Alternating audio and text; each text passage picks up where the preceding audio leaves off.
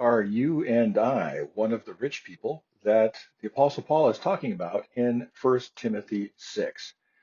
As for the rich in this present age, charge them not to be haughty, nor to set their hopes on the uncertainty of riches, but on God, who richly provides us with everything to enjoy. The rich, they are to do good, to be rich in good works, to be generous and ready to share, thus storing up treasure for themselves as a good foundation for the future, so that they may take hold of that which is truly life. Well, the truth is, if you're listening to this on a computer or on a phone, you are probably one of the rich. We've got these amazing capacities. The food that you have access to, Louis XIV, the richest king of the last few centuries in France, could not have afforded or even gotten a hold of.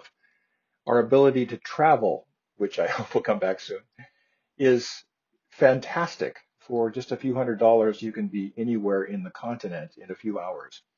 That's unthinkable to our ancestors who came across the prairies in wagon trains with weeks and weeks of travel. You can't even imagine what that was like, going through Nebraska and Colorado and all that. I can't even fathom it. We have access to so much, virtually unlimited free information, so much food that many more of us are worried about losing weight rather than not having enough. You probably have some kind of shelter if you're watching this, and permanent shelter at that, and the ability to go out for dinner once in a while if you want to. It's something which people really need to realize, that we're sitting on top of the food chain, economically speaking. And if we are rich, and so many of us are becoming rich in the sense that Paul was talking about, having abundance of so many things, even if we've got financial stress. Here in North America, most of us have more than we need of most everything we have. We have too many clothes, too much stuff, not enough storage space in our houses. And that being the case, Paul calls us to generosity, to share with others, to make sure that the church is well cared for, to make sure that community organizations which do relief work are properly funded and taken care of, to make sure that we are doing our part to give back and to take responsibility for the well-being of our communities. So to the question, are we rich? The answer is most likely, not everyone listening to me, but most likely yes, in the sense of having a lot to give.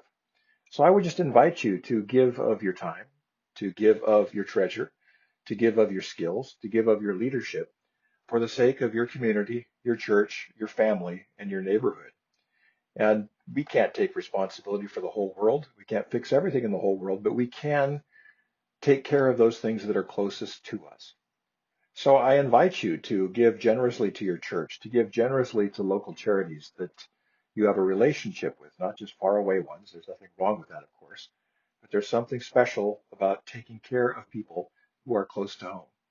And throwing in a check once in a while if you see a big disaster happen somewhere in the world, some big natural disaster, or like in Japan when the nuclear things went kablooey and people rushed in to help, those kind of things.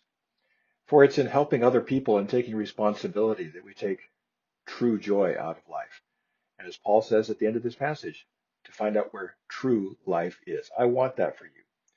I want that for me. I want for all of us to find where true life is. And I believe it's in taking responsibility and taking what we've been blessed with to be a blessing to others. That's the good news, and I'll talk to you again tomorrow.